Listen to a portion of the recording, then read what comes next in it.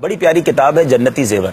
اس کے اندر بڑے پیارے انداز میں قرآن پاک کی صورتوں کے فوائد لکھے ہیں. ویسے تو قرآن کا ہر لفظ رحمت ہے, نیکیوں کی برسات اور رحمتوں کی برسات ہونا شروع ہو جاتی ہے اگر آپ تلاوت قرآن کریں.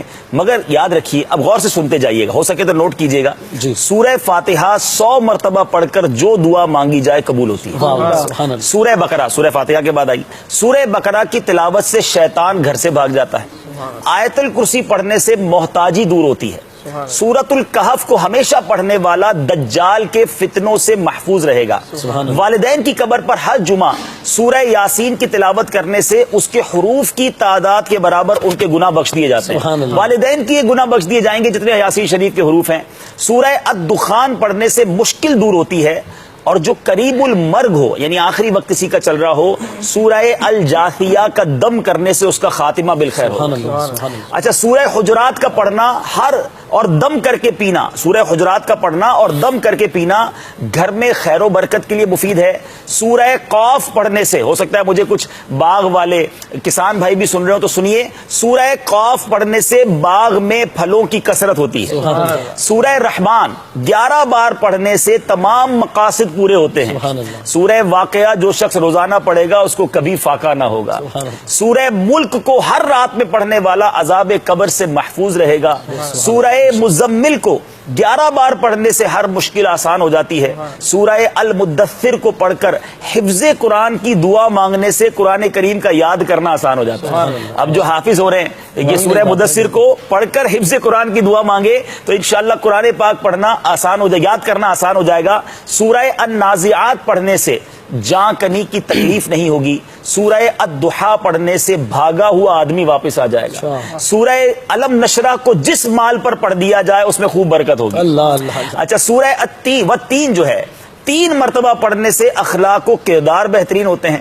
سورہ علق میں جوڑوں کے درد کا علاج ہے. چلے میرے بزرگ بھی سن لیں, سورہ علق پڑھتے رہا کریں, جوانوں کو بھی ہو رہا ہے. سورہ قدر, سبحان اللہ, کتنی آسان, جو صبح و شام پڑھے گا اللہ عز و جل اس کی عزت بڑھا دے گا. سورہ البینہ برس اور یرکان کا علاج ہے. سورہ زلزال 4تھائی قرآن کے برابر ہے.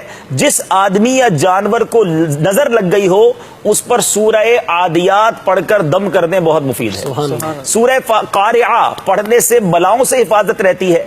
سورہ تکاثر کو 300 بار پڑھنے سے قرض جو ہے بہت جلد ادا ہو جاتا ہے. تو الہاکم التکاثر 300 بار پڑھ لے, بہت سارے لوگ قرض میں ڈوبے ہوئے ہوتے ہیں. اچھا, اور سنیے سورہ قریش, یہ میں نے امیر علیہ سنت کا معمول بھی دیکھا ہے کہ سورہ قریش جان کی حفاظت کے لیے مجرب ہے. آپ کو کبھی رات کو آپ جا رہے ہیں ایسے علاقے میں ہیں, آپ کو فیل ہو رہا ہے کہ آپ کو کچھ خطرہ ہے, تو سورہ قریش پڑھنے کی عادت ڈالیں, یہ بڑا زبردست وظیفہ ہے.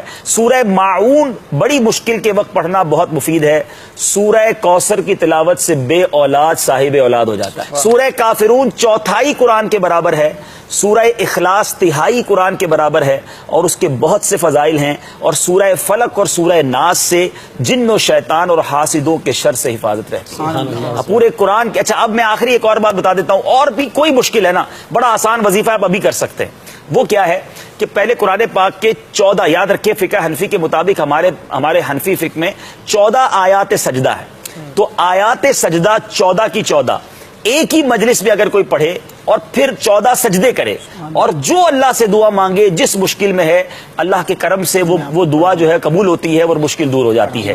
ہاں, یہ یاد رہے کہ وہ کہاں ملیں گی 14 آیتیں, تو یہ بھی آسان طریقہ بتا دیتا ہوں. ویسے تو پورے قرآن میں تلاش کرنی پڑیں گی. امیر علیہ سنت کا بڑا پیارا رسالہ ہے تلاوت کی فضیلت, یہ آپ ڈاؤن لوڈ کر لیں مدنی چینل کی ویب سائٹ سے, یہ میرے پاس تو موجود ہے. اس میں یہ 14 آیتیں ایک طرف کر دی گئی ہیں. رسالہ کھول کے 14 آیتیں پڑھ لیں, 14 سجدے کر لیں اور پھر دعا مانگے. الحمدللہ میں نے بھی اس پر عمل کیا ہے اور یہ بڑا زبردست وظیفہ. ویسی دل مطمئن ہو جاتا ہے میں قرآن کے ذریعے دعا کر رہا ہوں. مجھے اپنی اور ساری دنیا کے لوگوں کی اصلاح کی کوشش کرنی ہے انشاءاللہ.